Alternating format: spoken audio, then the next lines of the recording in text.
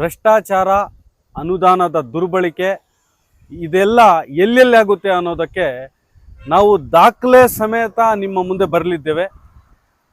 Corona ಸಂದರ್ಭದಲ್ಲಿ ವಿಶೇಷವಾಗಿ ಪಂಚಾಯಿತಿ ಮಟ್ಟಗಳಲ್ಲಿ ಮತ್ತು ನಗರ ಭಾಗದಲ್ಲಿ ಯಾವ ರೀತಿ ಭ್ರಷ್ಟಾಚಾರ ನಡೆದಿದೆ, ಅನುದಾನದ ದುರ್ಬಳಕೆ ಆಗಿದೆ ಅನ್ನೋದಕ್ಕೆ ನಾವು ಮುಂದಿನ ದಿನಗಳಲ್ಲಿ ಅಂದರೆ ನಮ್ಮ ಹತ್ರ ಈಗಾಗಲೇ ನಾವು ಹಕ್ಕು ಮಾಹಿತಿಯ ಮುಖಾಂತರ ದಾಖಲೆಗಳನ್ನು ಪಡ್ಕೊಂಡಿದ್ದೀವಿ.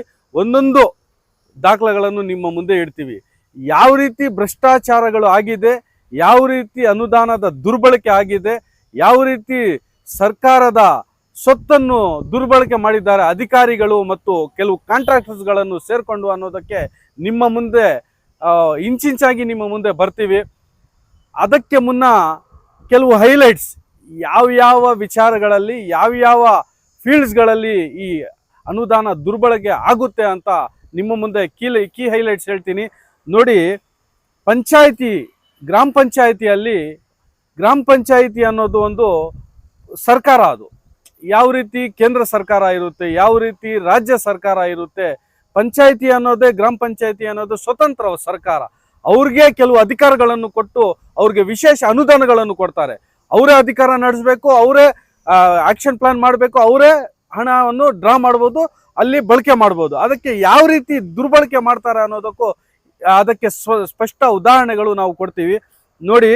ವರ್ಗ 1, ವರ್ಗ 2, 14 ಫೈನಾನ್ಸ್, 15 ಫೈನಾನ್ಸ್ ಈ ರೀತಿ ಅನುದಾನಗಳನ್ನು ಪಂಚಾಯತಿ ಮಟ್ಟಕ್ಕೆ ಬರುತ್ತೆ. PDOಗಳ ಮುಖಾಂತರ ಮತ್ತು ಅಲ್ಲಿನ ಅಧ್ಯಕ್ಷರ ಮುಖಾಂತರ. ಅಧ್ಯಕ್ಷರು ಇಲ್ಲ ಅಂದ್ರೆ ಕೊರೋನಾ ಸಂದರ್ಭದಲ್ಲಿ ಮತ್ತು ಬೇರೆ ಸಂದರ್ಭದಲ್ಲಿ ಆಡಳಿತಾಧಿಕಾರಿಗಳ ಮುಖಾಂತರ ಯಾವ ರೀತಿ ಭ್ರಷ್ಟಾಚಾರಗಳು ಆಗಿದೆ ಅನ್ನೋದಕ್ಕೆ ಇದು ನಮ್ಮ ಹತ್ರ ಸಾಕ್ಷಿ ಸಮೇತ ಬರ್ತೀವಿ ನೋಡಿ. ಅದರಲ್ಲಿ ವಿಶೇಷವಾಗಿ ಮೂಲಭೂತ ಸೌಕರ್ಯಗಳಿಗೆ, ಕುಡಿಯುವ ನೀರುಗಳಿಗೆ, ನೈರ್ಮಲ್ಯ, ಸ್ವಚ್ಛತೆ, ವಿದ್ಯುತ್, ಫುಡ್ ಕಿಟ್, ಬ್ಲೀಚಿಂಗ್ ಪೌಡರ್ ಸಿಂಪಡಣೆ ಲಕ್ಷಾಂತರ ರೂಪಾಯಿಗಳ ದುರ್ಬಳಕೆ ಆಗಿದೆ ನೋಡಿ. ಇದು ಕೀ ಹೈಲೈಟ್ಸ್ ನಿಮಗೆ ಹೇಳಿದ್ದೀನಿ. ಇದು ಯಾವಾಗ ಇದು ಯೂಸ್ ಮಾಡಿದ್ದಾರೆ ಅನುದಾನ ಅನ್ನೋದಕ್ಕೆ ಇದು ಒಂದು ಸಾಕ್ಷಿ. ಕೊರೋನಾ ಸಂದರ್ಭದಲ್ಲಿ ಅಂತೂ ಅಧಿಕಾರಿಗಳು ಆಡಿದ್ದೇ ಆಟ. ಯಾವ ಕಾಂಟ್ರಾಕ್ಟರನ್ನು ಅವರು ವೆಂಡರ್ಗೆ ಅವರು ಅಡ್ಜಸ್ಟ್ ಆಗಿಬಿಟ್ಟು ಒಬ್ಬರೇ ವೆಂಡರ್ಗೆ ಬೇಕಾದಷ್ಟು ಲಕ್ಷಾಂತರ ರೂಪಾಯಿಗಳ ಹಣವನ್ನು ದುರ್ಬಳಕೆ ಮಾಡಿದ್ದಾರೆ ನೋಡಿ. ಇದು ನಾನು ಒಂದು ಕ್ಲೂ ಕೊಡ್ತಾ ಇದ್ದೀನಿ. ಮಾನ್ಯ ಶಾಸಕರಿಗೆ ಕೂಡ ನಾನು ಮನವಿ ಮಾಡ್ತೀನಿ, ನೀವು ಒಂದು ಇದ್ರ ಕಡೆ ಗಮನ ಕೊಟ್ಟು ಪಂಚಾಯಿತಿ ಮಟ್ಟದಲ್ಲಿ ಕೊರೋನಾ ಸಂದರ್ಭದಲ್ಲಿ ಆ ಕಾಲದಲ್ಲಿ ಮತ್ತು ಕಂಟಿನ್ಯೂಯಸ್ ಆಗಿ ಅಲ್ಲಿ ವೆರಿಫೈ ಮಾಡಿದರೆ, ಮೇಲಾಧಿಕಾರಿಗಳ ಗಮನಕ್ಕೆ ತಂದ್ರೆ ಇದು ಆಚೆ ಬರುತ್ತೆ. ಯಾಕಂದ್ರೆ ನೋಡಿ, ಆಗ ಕೊರೋನಾ ಸಂದರ್ಭದಲ್ಲಿ ವಿಶೇಷವಾಗಿ ಸ್ವಚ್ಛತೆಗೆ, ನೈರ್ಮಲ್ಯಕ್ಕೆ, ಕುಡಿಯೋ ನೀರಿಗೆ, ಫುಡ್ ಕಿಟ್ಗಳಿಗೆ, ಬ್ಲೀಚಿಂಗ್ ಪೌಡರ್ಗೆ, ಸಿಂಪಡಣೆಗೆ, ನೀರಿನ ಟ್ಯಾಂಕರ್ಗಳಿಗೆ ಈ ರೀತಿ ಎಷ್ಟು ಬಿಲ್ಗಳನ್ನು ಮಾಡಿದ್ದಾರೆ ಅಂತ ದಾಖಲೆ ಸಮೇತ ನಿಮ್ಮ ಮುಂದೆ ಇಡ್ತೀವಿ. ನಮ್ಮ ಹತ್ರ ದಾಖಲೆ ಇದೆ, ಬೇಕಂದ್ರೆ ಒಂದು ಉದಾಹರಣೆ ಕೊಡ್ತೀನಿ. ಇದೆಲ್ಲ ದಾಖಲೆಗಳು ಹಕ್ಕು ಮಾಹಿತಿಯ ಮುಖಾಂತರ ಪಡೆದಿರುವ ದಾಖಲೆಗಳು. ಒಂದೊಂದು ನಿಮ್ಮ ಮುಂದೆ ನಾವು ತರ್ತೀವಿ, ಯಾವ ರೀತಿ ಅನುದಾನವನ್ನು ದುರ್ಬಳಕೆ ಆಗುತ್ತೆ ಅಂತ. ಈಗ ಇದು ಒಂದು ಫಸ್ಟ್, ಇದು ನಾವು ಯಾವ್ದ್ರ ಬಗ್ಗೆ ಮಾತಾಡ್ತಾ ಇದ್ದೀವಿ, ನಿಮ್ಗೆ ಅನಿಸ್ತಾ ಇರೋ ಮಾಹಿತಿಯನ್ನು ನೀವು ಕೂಡ ಕಾಮೆಂಟ್ಸ್ ಮುಖಾಂತರ ಹಂಚ್ಕೊಳ್ಳಿ.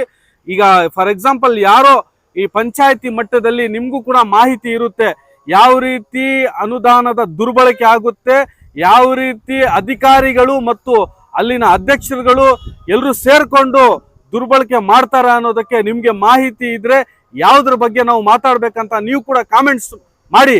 ನಾವು ಒಂದೊಂದು ನಿಮ್ಮ ಮುಂದೆ ಇಡ್ತೀವಿ ನೋಡಿ.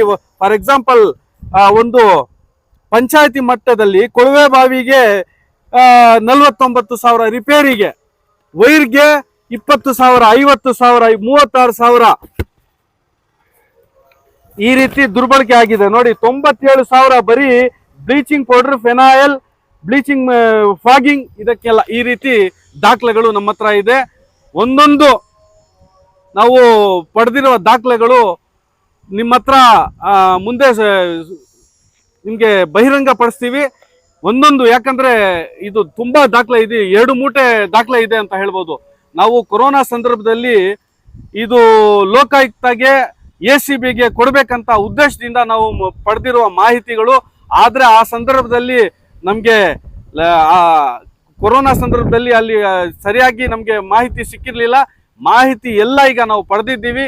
ಈಗ ದಾಖಲೆ ಸಮೇತ ನಾವು ಕೂಡ ದೂರನ್ನು ಸಲ್ಲಿಸ್ತೀವಿ, ಅಧಿಕಾರಿಗಳ ಗಮನಕ್ಕೆ ತರ್ತೀವಿ. ಮಾನ್ಯ ಶಾಸಕರಿಗೆ ಕೂಡ ನಾನು ಹೇಳ್ತೀನಿ, ನೀವು ಮನಸ್ಸು ಮಾಡಿದರೆ ಪಂಚಾಯಿತಿ ಮಟ್ಟದಲ್ಲಿ ಕೊರೋನಾ ಸಂದರ್ಭದಲ್ಲಿ ವಿಶೇಷವಾಗಿ ಯಾವ ರೀತಿ ಭ್ರಷ್ಟಾಚಾರ ನಡೆದಿದೆ ಅದೇ ರೀತಿ ಕಂಟಿನ್ಯೂ ಕೂಡ ಆಗಿರ್ಬೋದು. ಯಾಕಂದ್ರೆ ಎಕ್ಸಾಂಪಲ್ಸ್ ಇದೆಲ್ಲ, ಯಾವ ರೀತಿ ಬಿಲ್ ಮಾಡಿ ಡ್ರಾ ಮಾಡಿ ಹಣ ದುರ್ಬಳಕೆ ಮಾಡ್ತಾರ ಅಂತ.